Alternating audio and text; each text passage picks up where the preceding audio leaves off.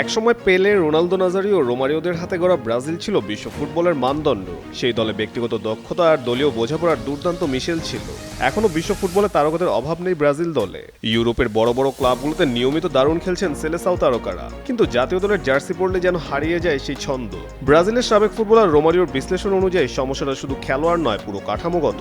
আগে ব্রাজিলের খেলোয়াড়রা দেশীয় ফুটবলের পরিবেশে বড় হয়ে নিজেদের স্বাভাবিক খেলার ধরন তৈরি করত।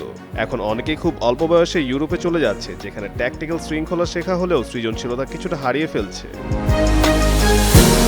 এদিকে ব্রাজিল দলের আরেকটি বড় বিষয় হলো নির্ভরতা। দীর্ঘদিন ধরে দলটি প্রায় একাই টেনে নিয়ে গেছেন নেইমার, ফলে দলগত ভারসাম্য গড়ে ওঠেনি। নেইমার অনুপস্থিত থাকলে ব্রাজিলের আক্রমণ ভাগ অনেকটাই নিষ্প্রভ হয়ে পড়ে। সব মিলিয়ে সমস্যা তিনটি জায়গায়: কারিগরি মানের ধীর পতন, ইউরোপমুখী অল্প বয়সী খেলোয়াড়দের পরিবর্তিত খেলার ধরন, আর একজন খেলোয়াড়ের উপর অতিরিক্ত নির্ভরতা। তবে ইতিহাস বলে ব্রাজিল কখনোই পুরোপুরি হারিয়ে যায় না। সঠিক পরিকল্পনার ফর্মে থাকা তারকাদের নিয়ে তারা যে কোনো সময় আবারও শীর্ষে ফিরতে পারে।